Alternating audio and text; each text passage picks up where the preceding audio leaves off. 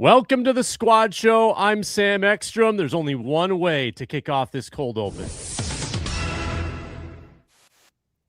Hey, this is Arif Hassan with WideLeft.Football, excited to take my paternity leave. I'm Luke Braun of Locked On Vikings. Rob Brzinski's about to run a draft. Has that ever gone really, really bad before? What's happening? Luke Inman at Luke_Spinman. The Wolves really said, we're going to fire you, but not until you go to Alabama, scout some day 3 running backs in 30-degree weather first. All right. Skol! It's the Viking Squad. Everything Minnesota Vikings every week. Breaking down all the big hits and game-changing plays from the land of 10,000 lakes. The way only the Locked On Podcast Network can. It's time to gear up. The Viking Squad Show starts now. What is up? Welcome to the Monday Viking Squad Show. Glad you're with us, still within the 72-hour statute of limitations, that this is still breaking news. Kwesi Adofo-Mensah fired on a Friday news dump. What's going on? We're going to react to it all today. What happens next? What's going to happen with Rob Brzinski? Why? Why did it happen on the last day of January? We will figure it all out. We will also get to our safety position review, Luke Inman's prospect of the day, and talk about the position coaches that were hired, and that was totally buried by the biggest news of Kwesi's firing. On a show today that is brought to you by everybody's favorite Gametime. Download the Gametime app, create an account, use code LOCKEDON for $20 off your first purchase. And we are streaming today on Locked On Vikings. Make sure you subscribe and find the audio free and available wherever you get your podcasts. It's the #1 sports podcast network, the Locked On Podcast Network. This is where I start. If it was only about the drafting, if it was just about Kwesi, you're not good at drafting, it wouldn't have taken this long. Other stuff had to come out. There had to be more auditing, more conversations that went the wrong way. A groundswell. I'm not saying coup. I'm not saying coup. A groundswell of feedback that led to this decision. When you say I'm not saying a coup, it invokes the possibility that there was a coup. Don't think about pink elephant. Who's saying coup? Not me. Not me. It would be Sam Those aren't implying coup. Right. I may have, inceptioned the idea into your head, but it's not my idea. There was Wouldn't be the first person to incept a coup idea in people's heads. Oh God.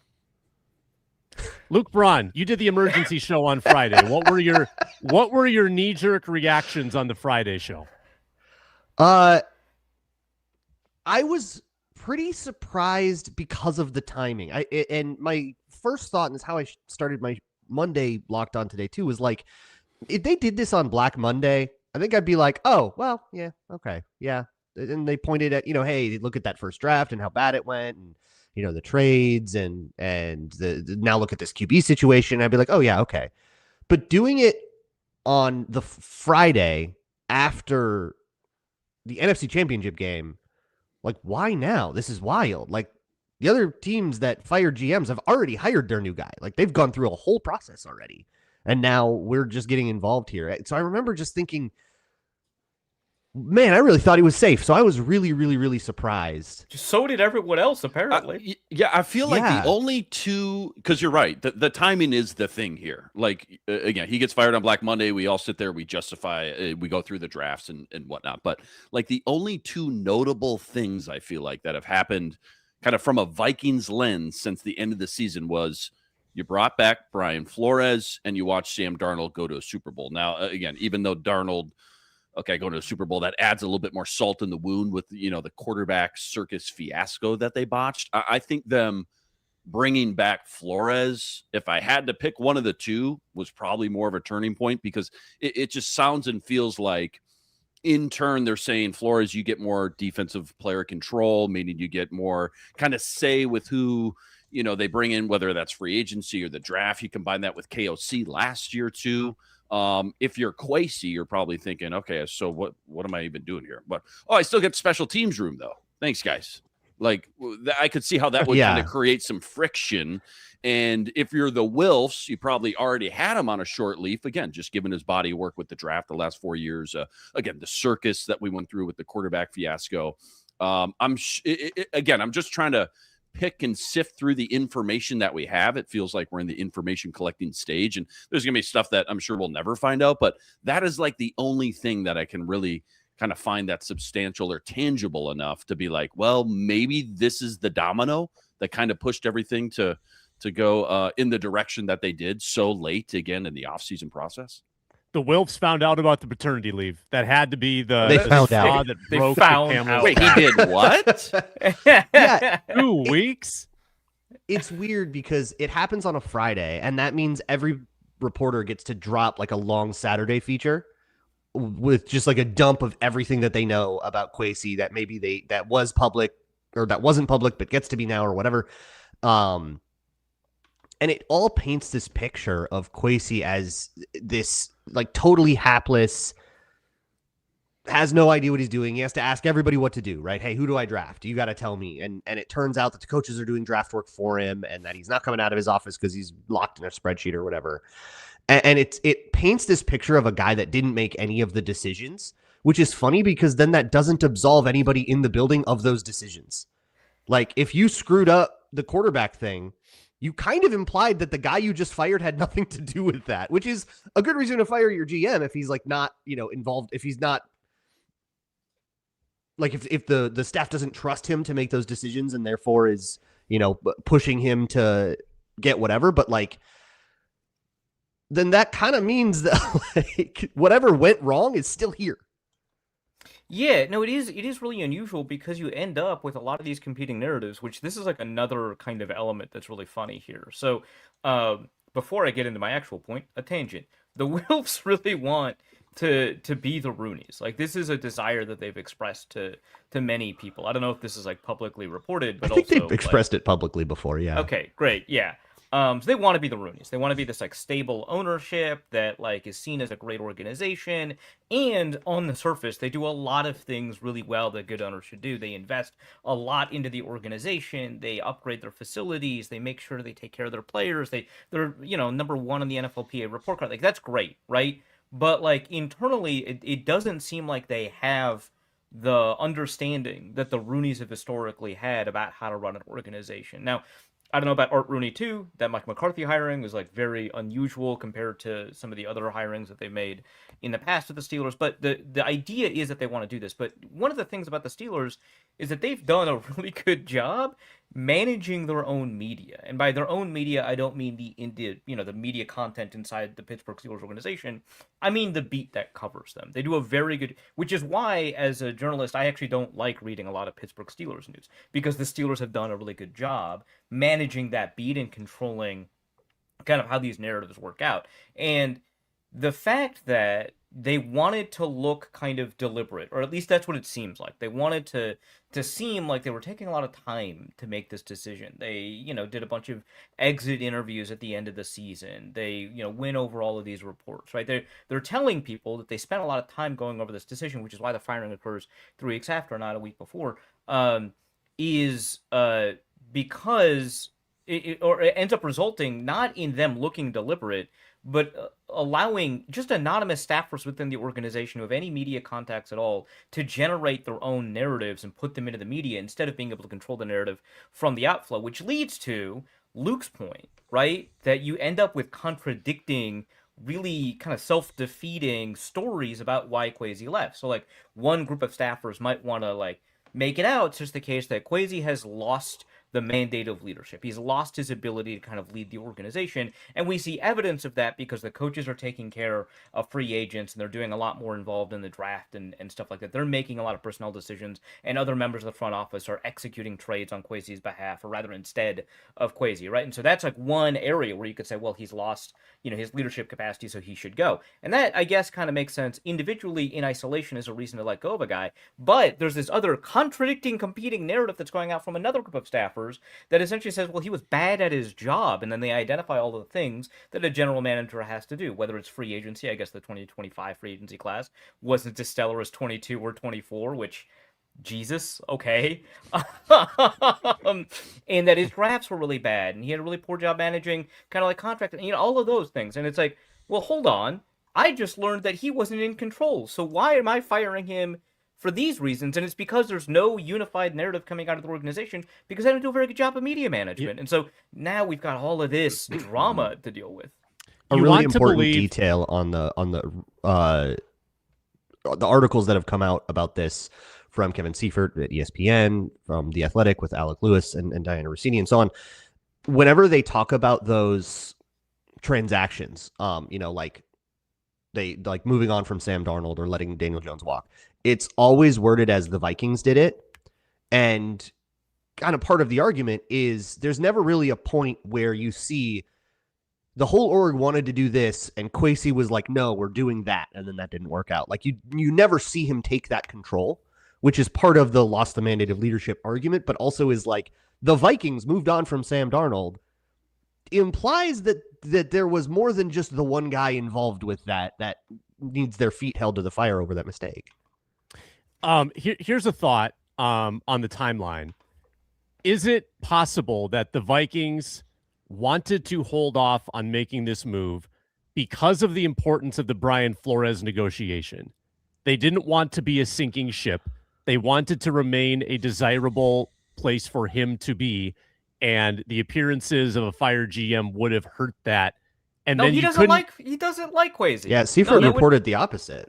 That it was that it mattered to Flores that like part of his hesitance, the reason his contract expired, which I think is a new report that came out of that ESPN article from Seifert, that Flores' contract really did lapse. He did become a real free agent for a moment.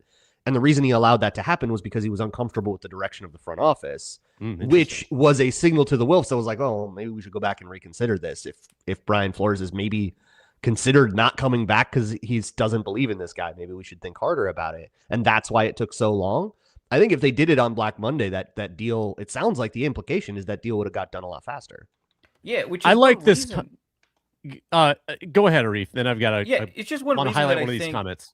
That the timing would suggest that actually Flores' re-signing probably had something to do with Kwesi's exit. And I'm not saying a condition of the contract is that Kwesi is out of there. I wouldn't think that anybody would be that explicit about their power politics or anything like that, right? But I do think that this doesn't happen if Flores doesn't come back, or like vice versa, right? So, yeah, I think that this suggests that as much. And Gold Sound says Seifert implies Flores hates him. He does more than imply. I don't know if the article was updated because my original reading of the article was that it was by inference and implication. But I read it right before publishing my piece, or I reread it just before publishing, and he outright says it. I don't know, again, if that's updated wording or anything like that. But it stated explicitly that he dislikes Kwesi Adofo-Mensah. So I think that this isn't about the perception of a sinking ship. I think it's about keeping Flores.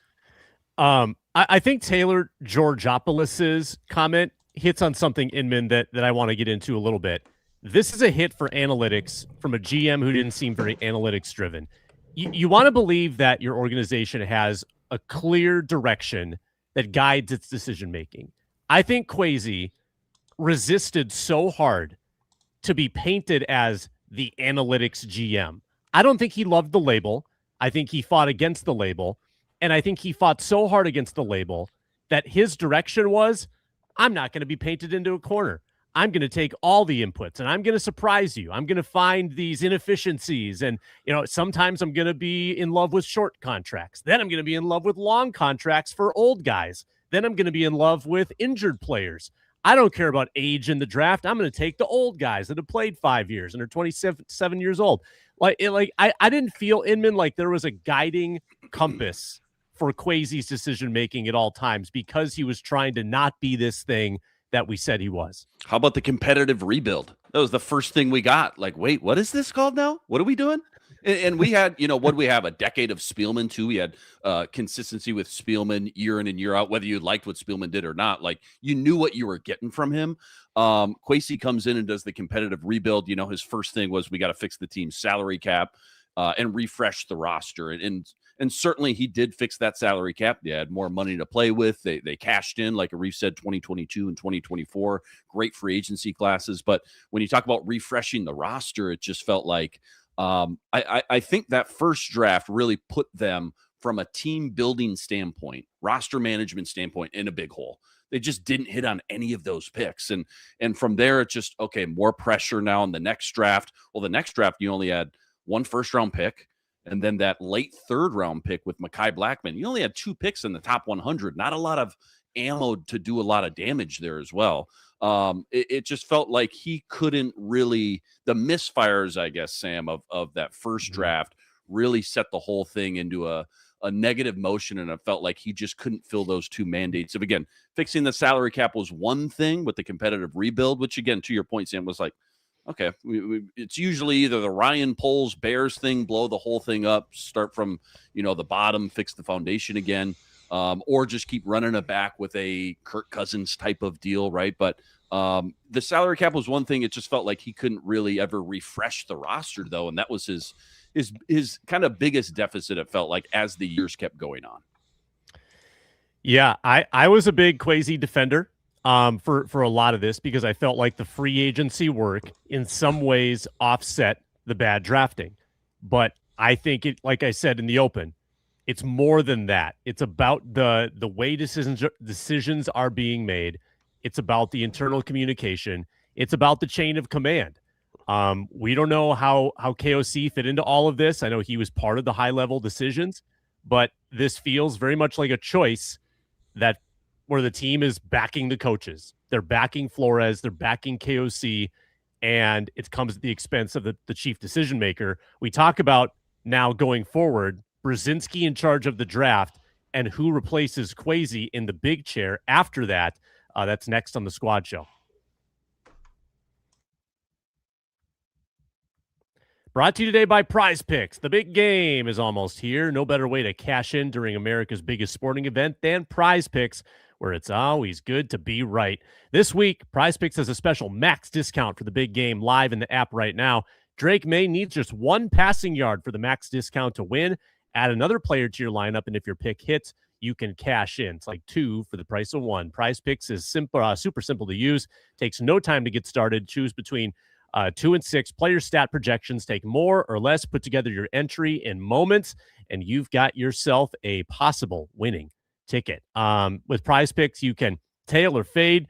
The partners that have PrizePicks relationships, and I like the flex play where you can have 3 of 4, 4 of 5, and still cash. Download the PrizePicks app today. Use code LOCKEDONNFL. Get $50 in lineups after you play your first $5 lineup. That's code LOCKEDONNFL to get $50 in lineups after you play your first $5 lineup. PrizePicks, it's good to be right. And we're brought to you by DripDrop. Kicking off the year feeling good is the goal. You're 1 month into 2026. How's it going? Hopefully hydration is part of your new, refocusing on energy and mood. Plain water doesn't always cut it, especially if you're working long days, you're hitting the gym, you're trying to stay consistent. DripDrop is doctor-developed, proven fast hydration. Gets the mind and body working pretty well. Make it part of your daily routine. It can be a total game changer. It's not just for workouts. It's a daily use product, and the flavors are so good. Also, 0 sugar options, science-backed formula. It's trusted by medical professionals. It's trusted by firefighters, and over 90% of top college and pro teams use it because it rehydrates you faster. Right now, DripDrop's offering podcast listeners 20% off your first order. Go to DripDrop.com. Use promo code LOCKEDONNFL. That's DripDrop.com. Promo code LOCKEDONNFL for $20, 20% off. Stock up now at DripDrop.com. Use promo code LOCKEDONNFL.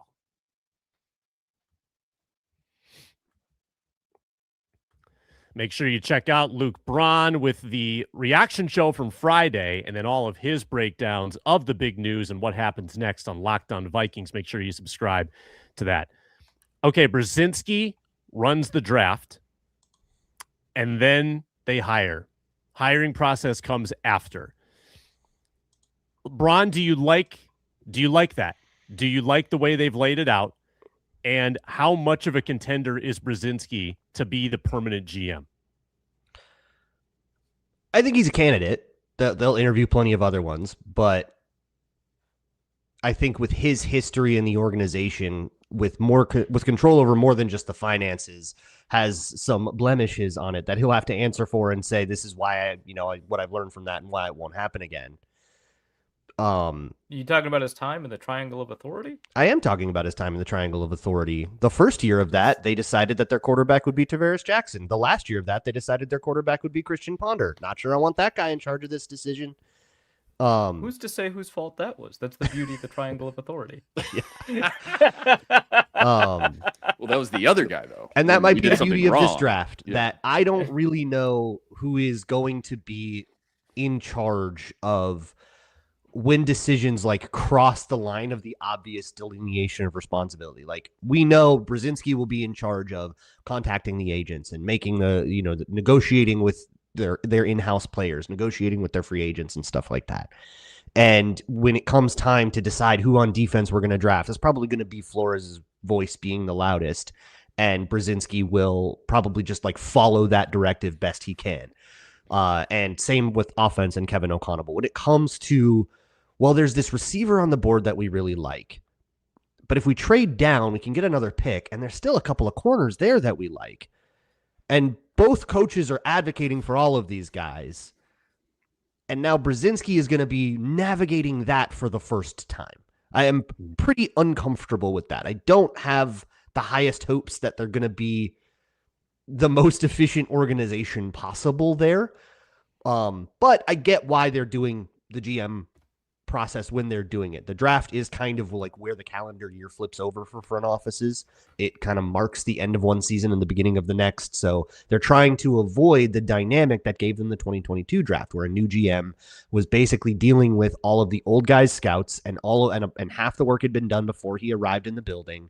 And then that draft was a disaster. I think they're just so spooked by that they're trying to avoid that situation, which I kind of get, but it is very reactive to the like immediate short term, what feels worst, which kind of feels like it is plagued the Vikings for the last year now. Wasn't he in the thick of the Kevin Williams missed draft pick fiasco? I don't know if he was in the organization. He was in the yet. org. He was in the was org. he by 2003? Yep, 25 years. So I don't know how loud the voice was at that point. He would have been pretty new, but it's possible he was involved, maybe peripherally. The reason I think so, I think for certain he'll be a candidate. The reason I don't think they'll ultimately end up going with him is, one, it very much seems like the Vikings want to go like in a different direction somehow, right? Which would not suggest someone who's currently in decision-making power. But two, has he ever taken an interview for a GM job anywhere? Like, I don't recall ever seeing a report that he was a candidate to be a GM. I would not be shocked if he is really comfortable with what his position is. He probably gets paid quite a bit, and that job security is incredible, right? And, Yeah. And what often happens is that once you, like, this is not like coaching. Once you become a general manager and then you get fired, you don't usually like go back to a lower position in another football organization, right? Like sometimes, like Thomas Dimitroff, you end up like consulting for teams, right? But that's Rick like Spielman, you do videos for the 33rd team. Yeah, and then you do like a podcast for a short period of time for CBS Sports, and then I guess Spielman, you got back with the Commander. But like generally speaking, once you hit general manager and then you're out, that's it. You're done with football. If you're a cap guy for 25 years, you might be a cap guy for another 25 years, right? like that's not bad job security. So it wouldn't shock me if actually he didn't want to be a GM. So far, he's done an excellent job avoiding all accountability. What a wonderful gig that is. Yeah, he went behind the GM's back to make a trade that was bad and is somehow catching no heat for it. It got a promotion. It's Adam Thielen trade with the Panthers, by the way. That's the story. Yeah, if from you haven't Matthew read the Purple Insider piece from Matthew Collar, it starts with this anecdote. So this is even before the paywall. It starts. I don't even know if that piece is paywall. It starts with this anecdote that he goes behind Kwesi's back because of a lack of urgency from Kwesi Adofo-Mensah to resolve the receiver problem. The receiver problem being you have a guy suspended for 3 games, right? Goes behind his back to execute a trade because Kwesi didn't like the price and or wasn't urgent enough to acquire Adam Thielen. And was correct about that. And they And was fired the Jalen guy Naylor's who was hand right. was hurt too, by the way. Jalen Naylor had a hand thing we didn't know. Oh, about. is it? Okay. Ooh. Which ended up costing him 0 games. Feels like this is a decent offseason. I'm not talking about the draft, but pre-draft. A decent one for a guy like Brzinski because it's all about contract renegotiation. It's about squeezing a couple of free agents under the cap. This is kind of right in his wheelhouse, actually. Yeah, that's his bread and butter, right? Like he is one of the most trusted, like Arif said, one of the most trusted kind of financial guys in the league. I remember when George Patton was starting to take interviews as well, people were like, oh, we can't lose Patton and Brzinski. And obviously Brzinski's ended up staying here, but he's definitely been on the front lines. I'm with Braun, like, you know, first of all, just the track record of when he had a little bit more say and pull in those draft rooms, I don't love. But he's been on the front lines. Like, he's been in the war room for over 25 years. So as far as like wheeling and dealing or relationships with other GMs, I guess I'm not too worried about that. But again, it's still, at the end of the day, you just have to draft better players. But also interesting too, as far as timing goes, it just feels like they kind of missed the first wave, even second wave of GMs, right? At this point, what's it going to cost you or hurt you to two? I think two. Was it 2? Yeah. I thought 2 or 3. I think it's only been 2 general managers, and one of them is not even like a real general manager. So for people who don't know about like the way these, so Ian Cunningham was the assistant GM, I think, with the Bears, becomes the general manager of the Falcons, but that is not, according to the NFL, like a bona fide general manager position, Sure. which is why the Bears will not be receiving the draft picks you often get for being able to develop talent from people of color, because he doesn't have decision-making authority. It is Falcons' former quarterback, Matt Ryan. Really? President of player personnel. So really only one GM is hired. That's John Eric Sullivan with the Miami Dolphins, the former assistant something or other with the Packers. That's crazy because the Falcons didn't have to adhere to the Rooney Rule for the Matt Ryan hiring. They just did it. Yeah, that's a good point. Huh. Interesting. Maybe the Fritz Pollard Alliance should do something about that. Wow. Let's get to something the commenters want to hear about, KOC's job status. Apparently, Braun, you said you think that the seat is hot for KOC. I don't tend to view it quite that way. I think that a choice has been made to support the head coach here. I think it's also possible, not guaranteed, but possible that if he was one of the voices that wanted Darnold back in the building, I think that if he was superseded on that, there's probably some absolving of that decision that doesn't fall on his shoulders. Now, the question is, does the new GM have firing power over the head coach, or is that always an ownership decision? And is that organization by organization? I don't know that. I don't know, like, because the GM coming in his first year, having a strong take on the head coach that's been here for 5 and is pretty well regarded, I don't think that puts KOC's seat that hot. I don't think it's cranked up all the way on the seat warmer. I mean, this is a Luke take. I'll let him take it. Yeah, well, my take is anytime you have this kind of upheaval, right, we are not happy with where things are going, right? Which means even though I forget the record over Kwesi's tenure, but it's like 47 and 20 something, like despite that, we're not happy with the direction of the org, right? And the idea is, okay, Kwesi's out. Now the problem is gone. Now we can all move forward. We're going to win a bunch of games and do really well. If JJ McCarthy like stinks and you're like 2-8, the like fingers are going to keep getting pointed. And now that guy's gone. You can't point fingers at that guy anymore. So where are they going to go next? They're going to go to the head coach. And my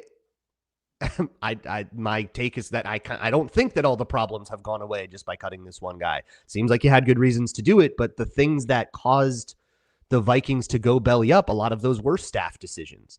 The reason Daniel Jones left was because Kevin O'Connell was going to start JJ McCarthy over him kind of no matter what. And that or at least that's the sense Daniel Jones had. That was the reporting at the time, and it was reaffirmed a little bit in some of the articles that came out this weekend. So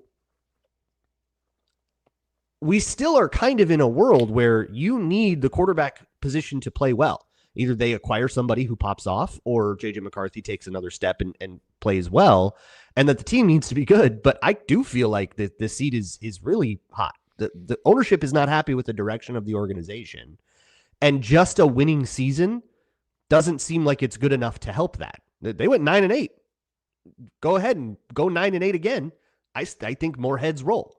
So yeah, I think it's just the reality of the situation. Yeah, the ownership has kind of chosen O'Connell over Kwesi. What's wild about this is not until the impromptu Friday video call from that Diana Rossini and Alec Lewis reported in The Athletic was O'Connell even really involved in these conversations. So it seems like ownership made the call and then kind of said, hey, Kevin, we're thinking about this at like the last minute. So I don't think that he's now going to be the Bill Belichick of the regime. No, a new GM is going to come in with his idea of the long-term direction of the franchise, and we're entering year 5 without a playoff win. I think the seat starts to warm up quite a bit, yeah. That all makes sense. It's understandable. I'm curious if we have a track record of what happens when a GM is fired and a coach is not, and how long that coach has in that world, right? It's also, by the way, I just want to point this out. I didn't make space to make this point in my piece, but like it's also why syncing the GM and head coach contracts is meaningless. No one cares. Why do we ever talk about it like it matters? Oh, their contracts expired at the same time, so they're paired together. No, who cares? The contracts are fake. They're meaningless. I don't care. So that aside, I do want to know what the history of coaches and fired GM is fired, and how long that coach lasts in that organization, assuming, of course, that the coach struggles a little bit. So I don't know that, but my sense is that it buys a little bit of time, right? Because you can pin your past mistakes on the guy who's gone, right? Like, oh, JJ McCarthy is bad. Well, we already blamed the guy for that, so we don't got to blame it, dude. We just have to muddy through this, right? Like, I think that's what ends up happening is that we have kind of pinned the blame somewhere else. And, what's great about these kinds of things is that if JJ McCarthy becomes a really good quarterback, which, I'm not going to speak to the odds of whatever that is.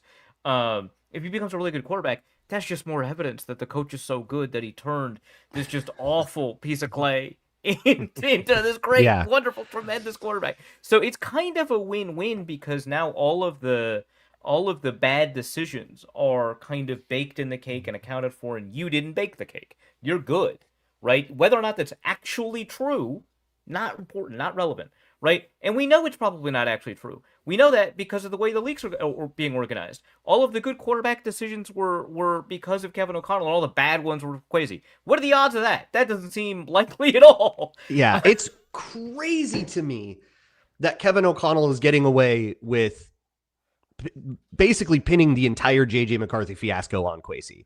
Like, on the guy that, we remind you, had like no personnel control apparently in his own organization, but the one time everyone got strong-armed away and didn't want this was quarterback. When you have the quarterback guy in the coach's room, yeah, I am not going to believe for a second that Kwesi was like, sorry, I know you want to keep Sam Darnold, but we're going with the rookie. No shot. You wanted Drake May. Snowflake's chance in hell that Kevin O'Connell didn't primarily drive that decision. He said, go trade up. Go get me Drake May. Yeah, the Drake May thing is so fascinating. It is. Because I don't know how much of this is reported. I don't know how much I can report, actually. But I hate when reporters do that. I'm sorry. Yeah, so they were going to organize a trade up for Drake May. They had, 2 first-round picks this year, a first-round pick next year. My understanding, this is my understanding, I don't know. My understanding is that they had a deal in place, and the owner, Robert Kraft, vetoed it. That's my understanding. I remember that reporting, yeah. Mm-hmm. Yeah. Okay, what? Obviously, great move by Kraft.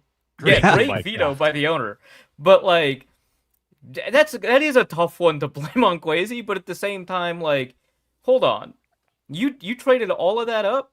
Yeah. without knowing that deal could be done? You trade, like, the excess value of what ends up being the pair of Dallas Turner trades. The excess value of the 17th pick versus what they traded is the 5th overall pick. Like, that's crazy. Ugh.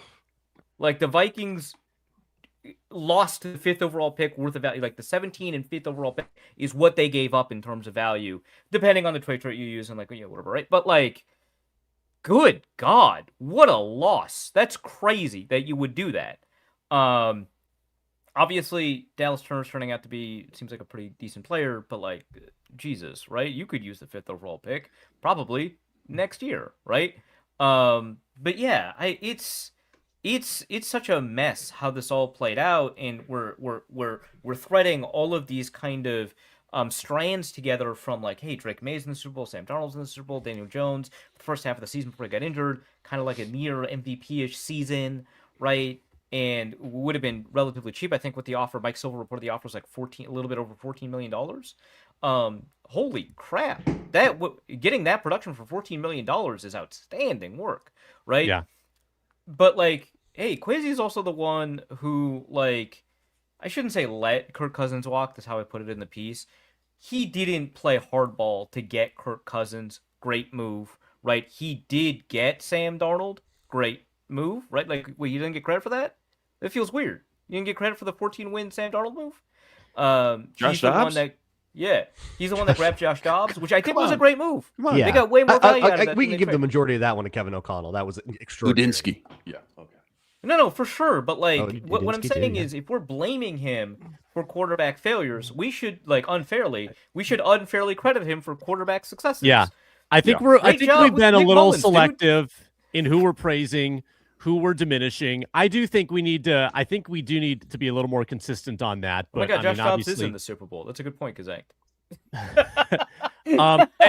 in closing this segment very quickly, if anybody has a very strong opinion on who the next GM should be, I'd love to hear it. And also, I won't believe you.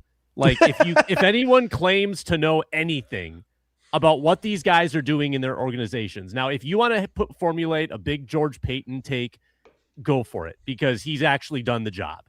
But if you're trying to tell me that John McKay or Terrence Gray is this great candidate, I have no basis to believe you for that opinion. So if anybody wants to have it, now that I've said that and scared you off, if anybody wants to come out with go ahead. No, I I agree think- with you, Sam. I I think think it was I have interesting no to idea me- what these people are doing. I think people say John McKay because, look, the Rams are well run. Get somebody from there. But, like, who it is from the Rams, I feel like It's just Rams all the way it's down, man. yeah, it's just Rams all the way down. But, like, who it is from the Rams, I don't think people would really have that strong an opinion one way or another. I have no earthly idea who it's going to be. I don't think the Broncos are going to let George Payton just walk out the building. No, this is a really interesting In one, 'cause May? Mike Sando Yeah. mentioned George Payton twice, right? Once in a tweet and once in, like, a podcast or some other audio production thing that he did, which is really fascinating to me. So he's got a year left on his contract. His extension is coming up soon. George Payton obviously has a history with the organization. He was, like, second in command to Rick Spielman. And the only reason that Payton would do this is because it seems as if he no longer has control over personnel in Denver. That is Sean Payton, a different Payton, right? And so he might be enticed to come back so that he can actually have control over personnel. Mind you, the personnel moves made before Sean Payton arrived, not wonderful, so not a great track record. But Russ? Yeah, that would be it's a big that would be kind blemish. of it. Yeah. Which, I mean, what, did the Vikings need to make good moves at quarterback? Is that a concern that we have? But that would be probably the only reason that you would see that happening, is that he wants to be back in charge. Earn the bullets and slings himself, as opposed to if Sean Payton makes a bad move, he gets blamed. So he might want to, which sounds familiar. So he might, if he's guaranteed control. But the problem is, one of the theories that I have, and I feel like a couple of other people have, is that Brian Flores has defensive control and KOC has offensive control. Don't know what that means for the draft or how they protest free agents or how you do cap or whatever, right? But it seems as if they have a lot more influence over offense and defense than typically head coaches or coordinators do. So why would you leave an organization where you don't have control to go to an organization where you don't have control? I don't know. Fair point. Let's get to Luke Inman's prospect of the day. Talk about coaching staff additions before the show is done. Squad show.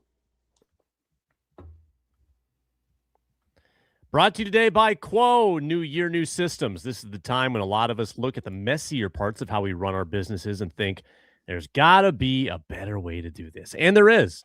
Streamlining your communication is one of the quickest upgrades you can make. That's why today's episode is brought to you by Quo, spelled Q-U-O.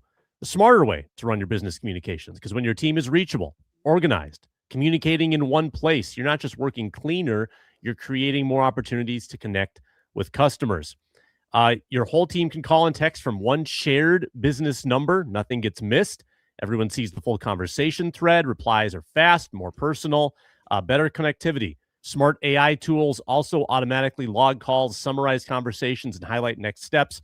No bothersome transcripts you have to read. No surprise, Quo is the #1 rated business phone system on G2, trusted by more than 90,000 businesses, from solo operators to growing teams. Make this the year where no opportunity, no customer slips away. Try Quo for free, plus get 20% off your first 6 months when you go to quo.com/LockedOnNFL. That's QUO.com/LockedOnNFL. Quo, no missed calls, no missed customers. We started with Mansur Delane. We moved to Caden McDonald, and now Luke Inman delivers his prospect of... Hey.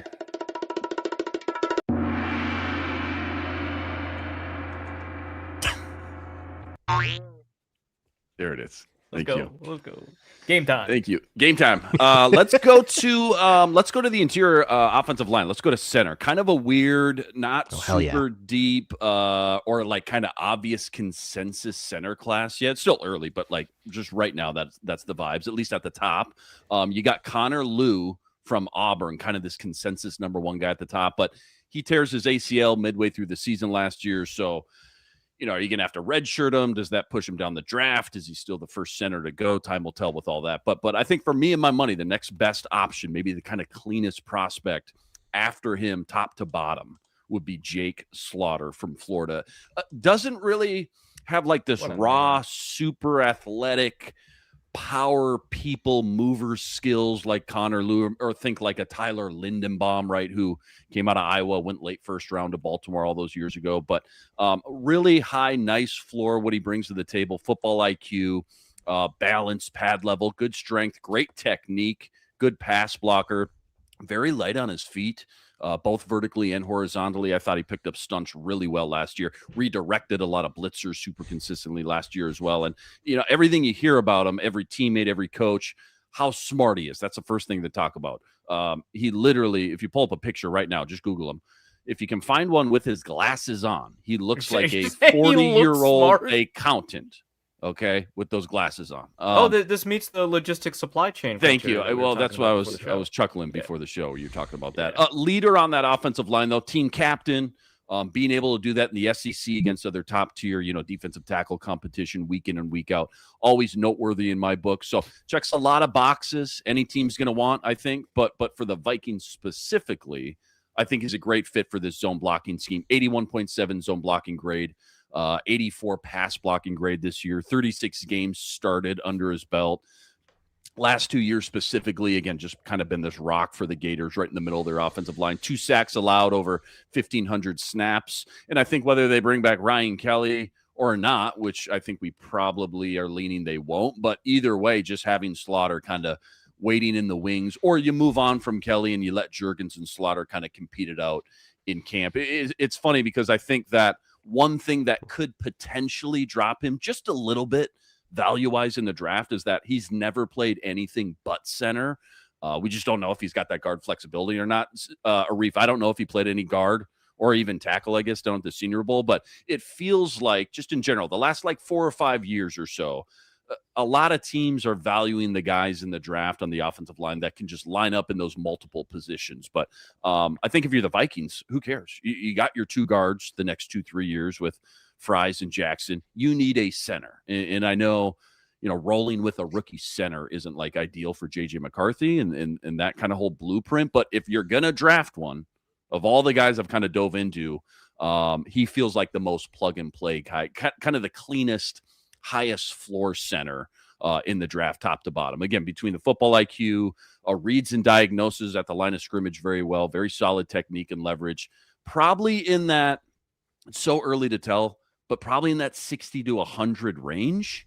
Again, because he's not this behemoth people mover, probably needs some more sand in the pants, so to speak, kind of guy. But you're just getting a really good football player here, a really solid pass pro. And again, I think fits that Vikings run scheme very well. So Jake Slaughter, Florida center. If they don't go sign a starter in free agency, which I haven't even looked at the centers in free agency, but I almost think you have to go draft one. If you don't sign one, you almost have to go draft one. And if you're going to draft one, you better draft one that you think has a real chance to be a starter, or at least contribute heavily his rookie year. So bang for the buck, I think Jake Slaughter is the guy that's really popping out right now at center for the Vikings.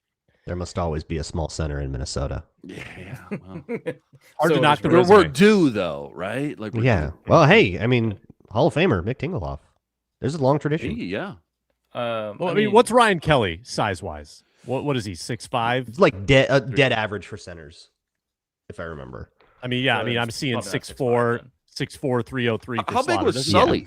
Sully wasn't big, was he? Yeah, I was gonna bring up Huge. John Sullivan because like his whole deal was that when he was hanging out in the Twin Cities with the rest of the offensive line, he just looked like a regular guy hanging out with like Phil Lodeholt and Brian McKinney. 6'4", 312, looking like a regular guy next to those two. Yeah.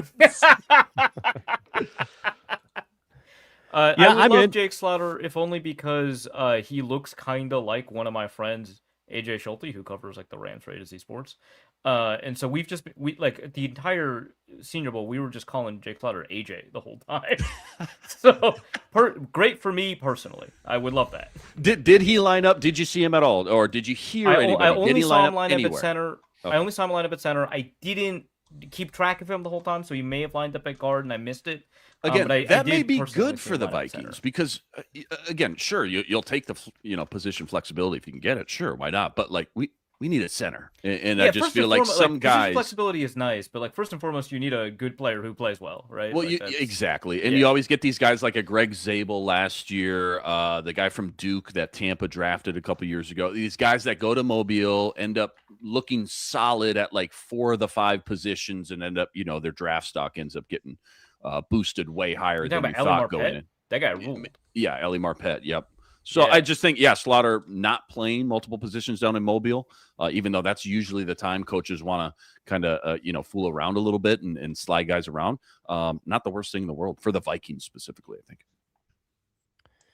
Cool. I'm into that. So we've addressed the center, we've addressed the DT, we've addressed the cornerback. Very good work, Luke Inman. Looking forward to the next one. Let's review. I want to do 2 things in the final segment. We're going to review the safety spot. And also, if you have any hot takes on the new position coaches, we get to all that in the final 15 minutes.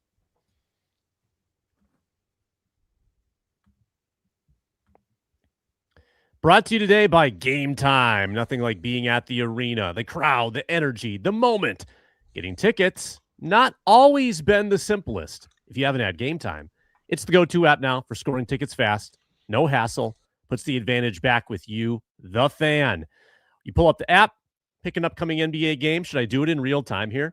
Or maybe I should do the Wild game tonight because they're in town. So you can act on this literally today, right now, as we're speaking. Going to pull it up. There's the Wild game. Get in the door for $43 tonight to see the Canadiens and the Wild. That's a puck drop 6:30 Central. A little bit earlier. Make sure you're in your seat for $43. That's a pretty good price to see the second best team in the NHL. Great last-minute ticket options. If you want to wait until 6:08 tonight and get that ticket, you can do that. Take the guesswork out of buying NBA or NHL tickets with Gametime. Download the Gametime app, create an account, use code LOCKEDON for $20 off your first purchase. That's code LOCKEDON for $20 off. Download the Gametime app today, and remember, it's gametime.co, not .com.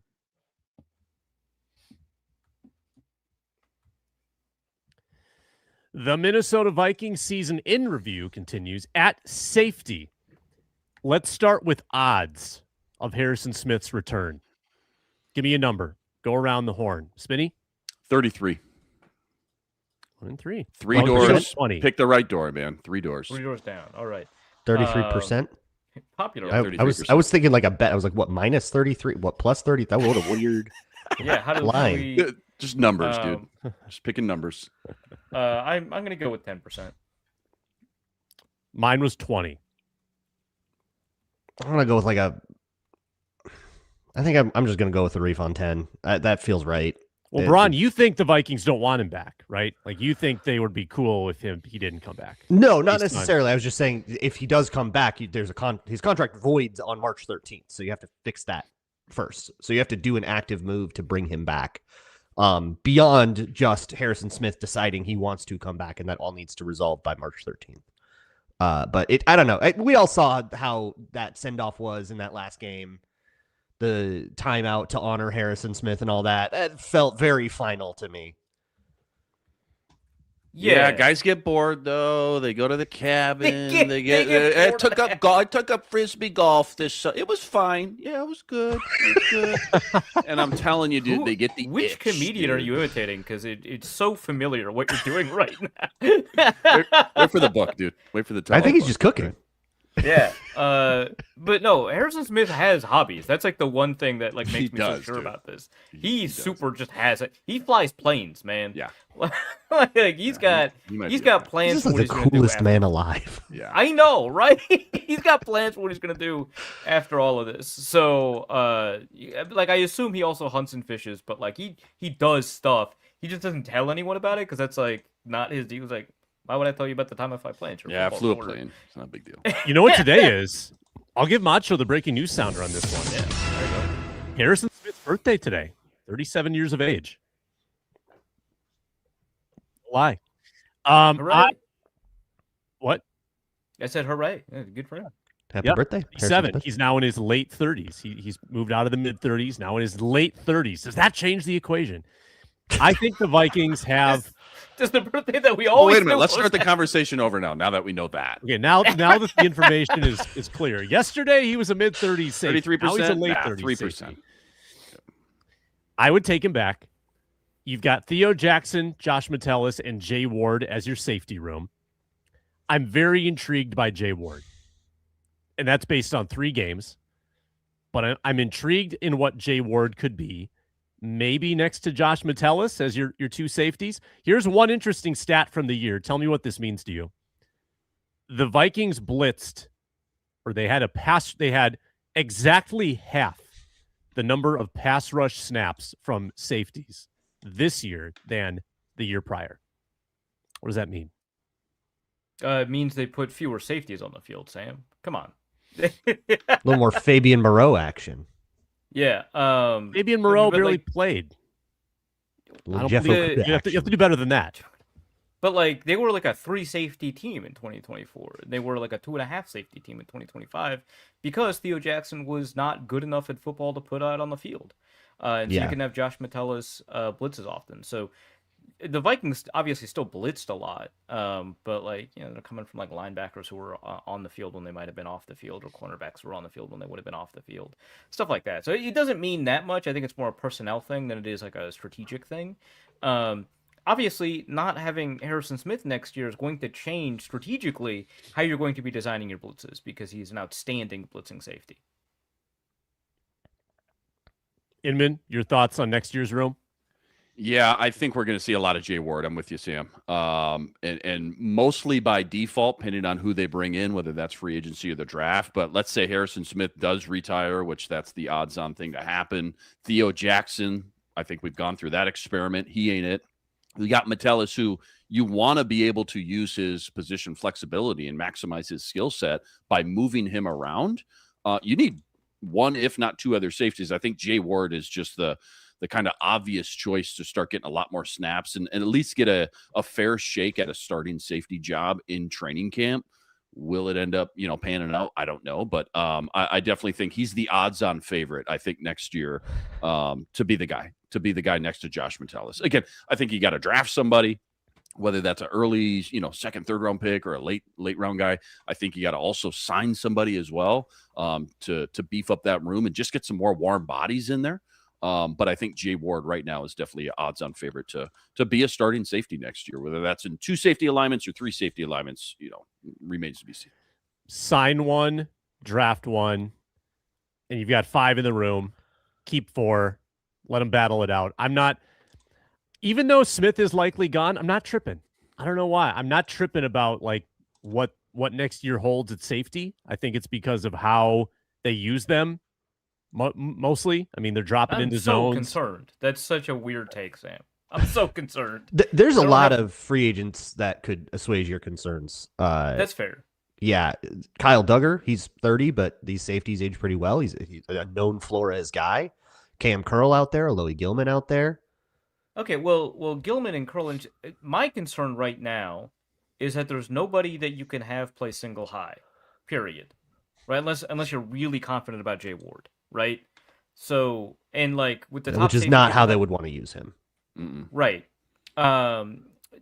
Which like my understanding was that the top safety in the draft is, correct me if I'm wrong, Luke, Caleb Downs, right? And he's Caleb not that Downs. Yep. Ohio guy. Yeah, and State, he's not that guy either, right? No. And Kyle Duggar is not that guy. But I would love to add Kyle. Don't get me wrong, but like that can't be the only solution, right? So yeah, and Alohi Gilman would make a ton of sense there, then, right? And Cam Curl can kind of do it a little bit. But yeah, like you need somebody who can defend deep. That's like the scheme. Yeah, So- there's three, and we'll get into this more during draft months, but there's three tempting safeties depending on who's on the board at what do they have? What pick? 48, 49, 48, something like that. The Oregon kid, the Toledo kid, and the LSU kid, AJ Halsey. McNeil All three of Warren? those guys can play. Yes, all three of those guys can play a deep center field safety, but also give you a lot of flexibility as well. And I wouldn't be surprised if two of those three were gone by then. Maybe you only have one sitting on the board, maybe none for that matter. But there is going to be some intriguing options, I think, for the Vikings in the second round. Well, one of the wide left writers wrote a piece on McNeil Warren, which is A, why I know his name, and B, why I know he's going to be good. So hopefully the Vikings grab that guy. Done deal. I just had a thought about this where, hey, there's all these safeties and they're all kind of older. And, oh, wow, that makes them cheaper. That's such a Kwesi. Oh, no.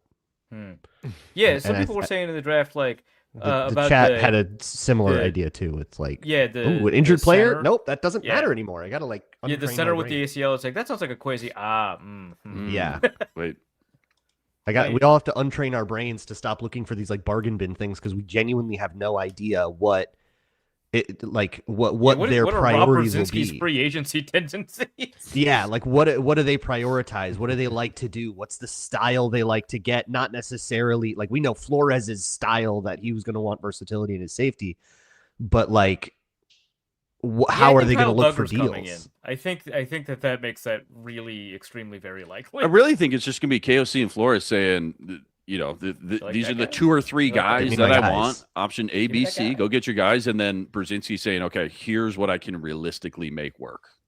So pick and choose as far as the cap goes.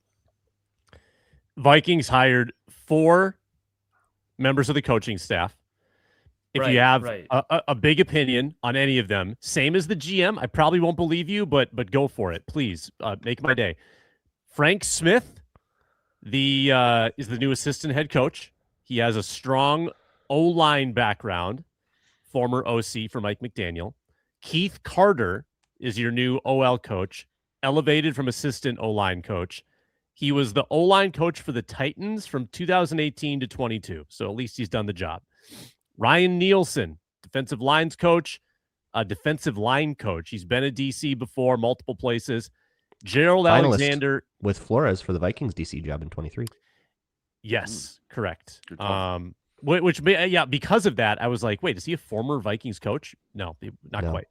And then Gerald Alexander, DB, is kind of a lateral move. He's done that around the league. Anyone want to weigh in? Like or don't like? I don't know that much about the offensive line coach, and I don't know that much about the DB's coach. Ryan Nielsen had been a hot name in the defensive coordinator search back when, and I remember when he was hired by the Falcons. They were talking about his history of with the Saints. He was the defensive line coach for the Saints, right? His history of developing those guys, and so that's kind of interesting. My understanding of the way that the Saints ran that defensive line group while he was there was not quite the same as we're used to seeing in Minnesota. A lot of run first type stuff, and by that I mean not shooting gaps, but kind of holding the gaps a little bit. Again, this is just my recollection. I could be a little bit wrong about a lot of this, but there was a lot of development of a lot of defensive linemen there, and it sounds like he has got a really strong reputation there. As for Frank Smith, my understanding is that he was heavily involved in run design in Miami, and as many things that went wrong in Miami, especially over the last couple of years, I will say the run design has been actually quite good. Yeah, getting Mike McDaniel's run game guy seems cool. Had a couple of so- top 5 rushing attacks in yards per attempt. Not bad. Yeah, and while I think it would be fair to be like, well, hey, Devon Achane is like talented, like, shouldn't that be the reason? I don't think it's just that, especially when you've got like Raheem Mostert doing all this kind of like a bunch of different running backs were able to effectively produce there. I don't know. That seems like a pretty good move. Again, I don't know anything about Gerald Alexander. I don't know anything about, was his name Keith Carter. Keith Carter. It's super yeah. interesting that they promoted from within on the O-line. And I think that I thought so. Chris Cooper's departure is not like a clean firing. It was contract expired, and now they promoted the guy. Like it shows a level of satisfaction with the O-line coaching that I think a lot of fans would disagree with. It doesn't feel like it was about, God, Justin School was so bad, we fired the O-line coach. Like, no, you promoted the other guy in that room. Yeah. Let's take a look. So this guy was with the Titans for the prime of Derrick Henry's run. Let's see who they drafted and developed around. I know who I'm attributing Derrick Henry's run success to, though. Hey, I'm trying to give him the benefit of the doubt here. So they drafted nobody in 18, Nate Davis in 19. I don't think Nate Davis was a that prime I can fix him kind of offensive line. Can you remember, Luke? He did the craziest stance. He was like squatting like a frog back at, where was he? Charlotte? He was at the Charlotte 49ers in college. Was it Charlotte? It was something like that. It was like maybe like East Carolina or like one of like an East Coast school, something like that. In like South Carolina, North Carolina, somewhere around there. Yeah, North Carolina. Good call. Yeah. But he like squatted, and so you had to fix his stance coming out.